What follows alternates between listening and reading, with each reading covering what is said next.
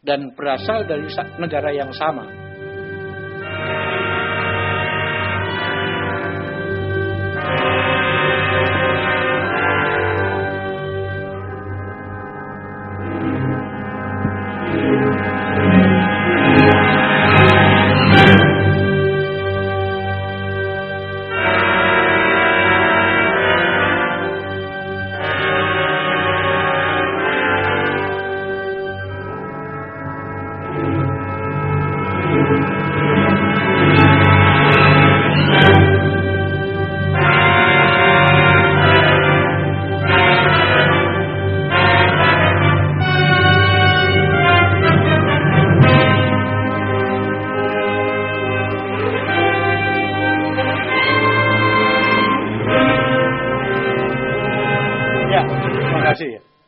Sayang kita ya nggak bisa muter semuanya, ya.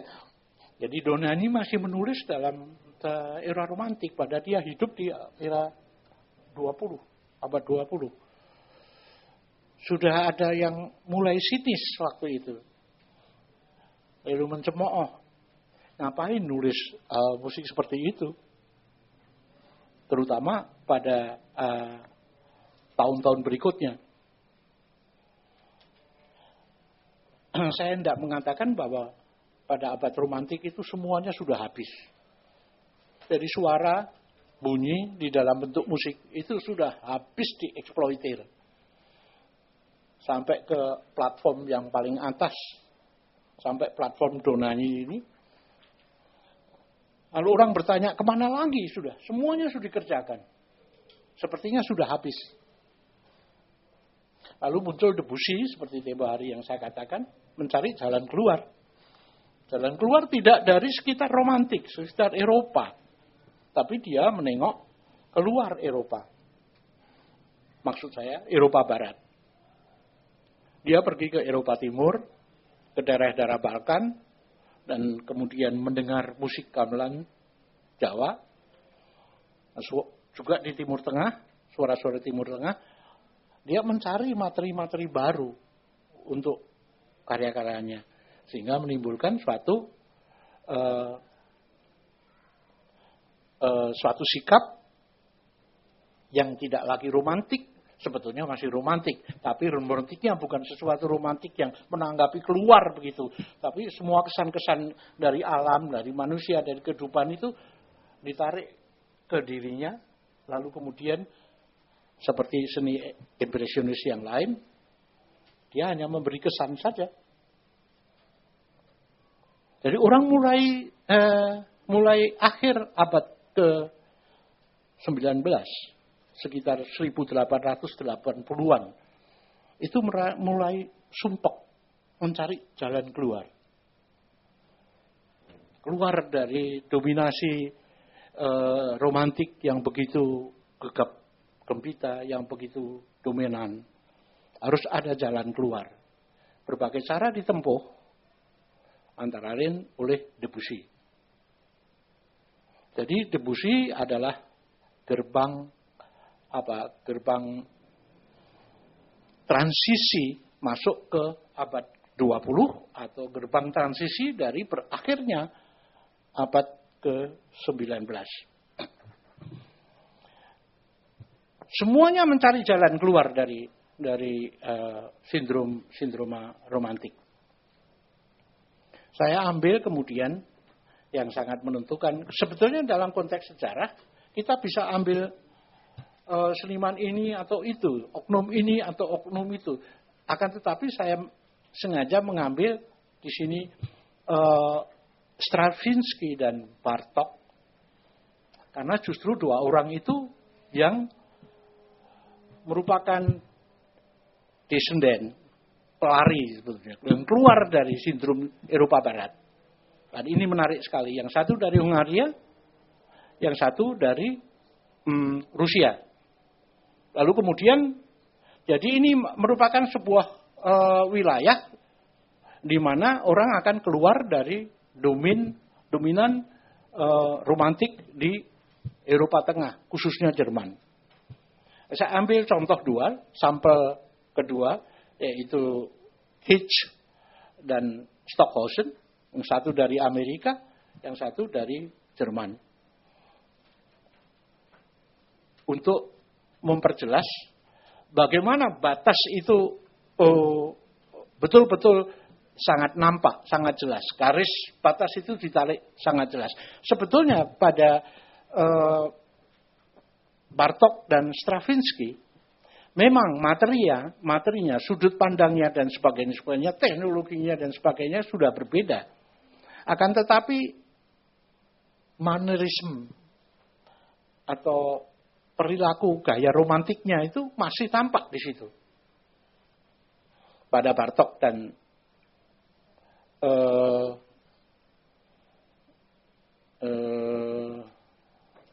Stravinsky masih nampak.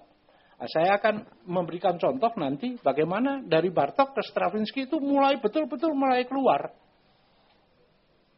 Sehingga ada perpindahan dari Eropa ke Amerika.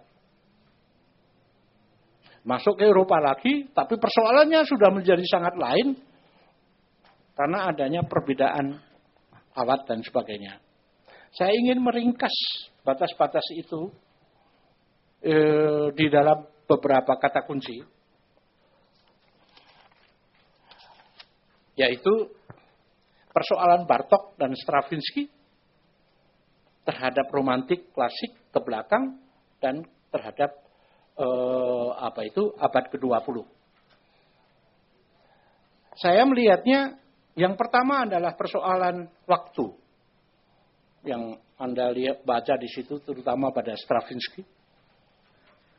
Jadi waktu itu ditinjau kembali. Pemahaman tentang waktu itu ditinjau kembali. Stravinsky yang paling banyak mempertanyakan waktu, oleh karena penemuan-penemuan teknologi seperti radio, film, TV, kemudian sebetulnya juga komputer waktu itu sudah ditemukan, dan sebagainya.